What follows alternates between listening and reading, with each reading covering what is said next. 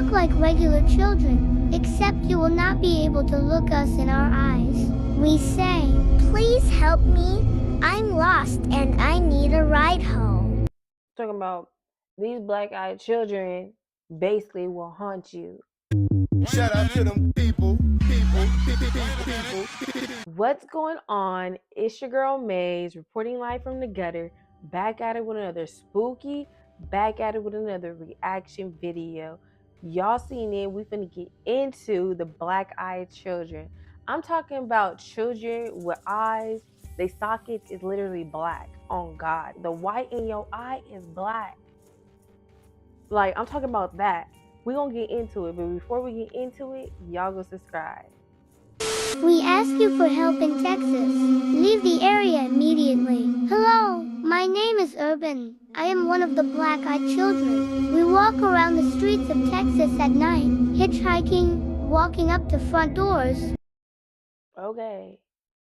Don't go to Texas. That's all I'm gonna say. Don't go to Texas because you don't want to catch one of these little people hiking. Okay, you don't want to catch them. Or car windows of people that are alone. We will look like regular children, except you will not be able to look us in our eyes. We say, "Please help me. I'm lost and I need a ride home." But you should never say yes. If you say no, we will start to get angry and demanding. We will reach for the handle to get inside. Hopefully your doors are locked before we approach. If you say yes, we will get in and everything will seem normal. But then you will start to get an overwhelming sense of dread. Reality will start fading away and you will pass out and wake up the next morning back at your home. But nothing will be the same going forward. Your life will be flipped upside down and you will lose everything. If we ask you, Talking about these black-eyed children basically will haunt you. Like, don't come across one. Please don't come across one. You see black-eyed children, don't let them in. When I encountered black-eyed children, I did not let them in. Didn't make any noise, didn't open the door, nothing. But they still knew that I was there. The story starts in this creepy ass North Texas house. I've spoken briefly about this house before. I even uploaded a video to YouTube about some of the things that I experienced here. But I've never shown it, and I do feel like it helps to have this visual while I tell the story. Quick side note, I have no fucking idea what this is. I'm gonna take y'all back to 2011 right quick. I was always the first one who made it home from school.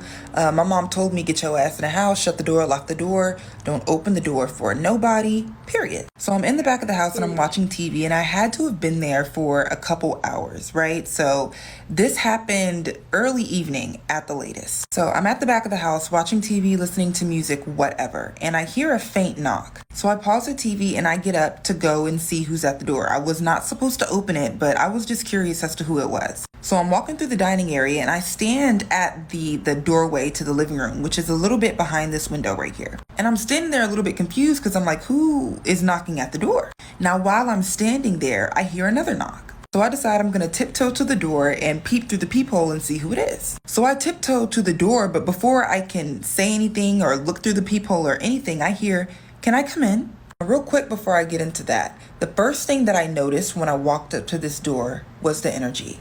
If you're familiar with the paranormal, you've heard the term impending sense of doom or impending sense of dread, right? That is the perfect way to explain what the hell I felt standing on the other side of this door. Just this dark, heavy, ominous cloud of dark energy. So I get up on my tippy toes and I look through the peephole.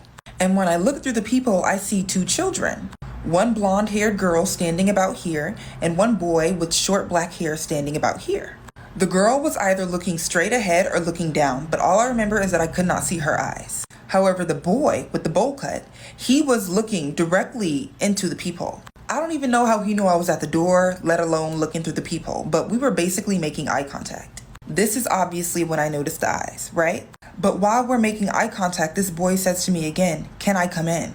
And I'm still thinking to myself, like, there's no way they can possibly know that I'm inside. So I just lower myself back down to the floor and I tiptoe over to this window. Now I'm looking through this window at an angle so I can see the boy and the girl standing in front of the door. And while I'm at this window, that is when I see them turn around and walk down the stairs. There was Right. nothing old and unfamiliar about their clothing. Nothing stood out to me about them at all aside from their eyes. The only thing that's a little bit odd to me about this is that it happened while it basically looked like this outside. So it appears that black-eyed children can roam in the daylight as well. If you see black Dang. I'm just like, dang, like, good thing she didn't say that. Like, someone say, "Can I come in?" Like, what? Like, who are you? Like, who are you? Wait a minute, who are you? Like, Wait a minute. Who are you? So I've made a video about my experience with the black-eyed children in the past, but it was forever ago, back when Jesus was a boy, so I'll just tell you again. I was working in an apartment building in downtown Orlando, and it was a very nasty weather day. We had a hurricane rolling through, and I heard a knock on the office door. I was just watching YouTube videos on my phone. I was just watching Trisha Paytas, if that's what I was watching. And I heard a knock on the office door, and my first thought was, like, why are you out here in this tropical disaster? My second thought was, right. read the sign, babe. Are we within office hours? Just come on in, don't knock. So I looked out the window because I was nosy. I want to see who I'm talking to before I have to talk to him, because I don't like to talk to anybody for real. It was two kids, and they were looking down, and I was like, oh, I'm like, oh, like, what's going on? And so I go over there, and I open the door, and I'm like, hey, where are your parents? Like, when they looked up at me, their eyes were all black, like black as this right here.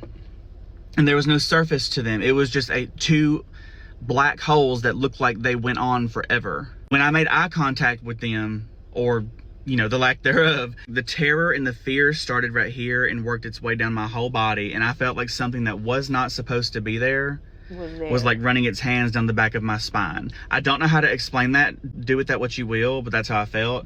And I'm very spiritual, and I'm very well protected. So immediately I knew something was wrong, and I'm educated on what they are, so I fortunately knew exactly what I was dealing with when I was dealing with it. So I immediately closed the door. I closed the office. I called someone who I trust. I called my boss. I was like, hey, pull the cameras. Like, you need to come see this shit. Nothing ever came of it. I never got sick. Nothing terrible ever happened to me. Like I said, I'm very spiritual. I'm very well protected. This stuff is real, and y'all, just because you don't understand it don't mean it don't exist. I'm telling you right now, you need to respect the fact that this shit might exist. Because it does. Don't tamper with it. Don't go looking for it. But if you're faced with it, know what to do. But that's my story. Exactly. It was wild. I hope I never have that experience again. It was not very fun. I did not enjoy it at all. It's a story I'll always have to tell. And you can believe me or not. I don't really care. I know what I saw. I feel like I believe in him because it's just like, if you making shit up like this, why would you even make shit up like this? Like, why would you even do that? Like, why would you even do that? But why? Why would you do that? Why would you do any of that? Why would you do that? Like, if you're making it up. But I'm gonna take your word for what he said. Like, yeah, move accordingly to them, because the way they come, they're not playing. They come in to stay for real. It's crazy how people really have encounters with people. It's multiple people too. It's not just like something people are just talking about. Like, and if you're talking about it, you wrong for that. If you talking about it, if you acting like you seen it and you did it, you wrong for that. But if you seen it and it really happened, then shit, like, damn, like, at least you telling people to come accordingly. Like, be aware of them. Y'all gonna think I'm fucking crazy. I'm walking down the street, walking back from the store. There's this guy probably about 15 feet behind me. And you know how you can tell. I look back, and he's just fucking looking at me. He stops when I stop. So I walk forward a little bit. You know, I keep walking like that. And I said, fuck this shit, man. I turn around and go, what? What's your fucking problem? I'm just laughing because, like, he out here really, like, he ain't playing like this. Like, fall back. Like, you're not gonna roll up on me like that. That's how he felt coming. He said, what's your problem? Like, I knew it's real. I knew it's gonna go down. What's your problem? Swear to God, on my mother's grave, this guy's eyes was jet fucking black. Jet fucking black. Just sit there smiling like that, man. I fucking turned around, I fucking ran. I said, fuck this shit, dude. I come home, I'm sitting out there where my street is. Like that fucking corner right there by that stop sign, that motherfucker was standing right fucking there, dude. Come in here, get my gun, look out again, he's gone. That dude was not fucking human. Y'all gonna think I'm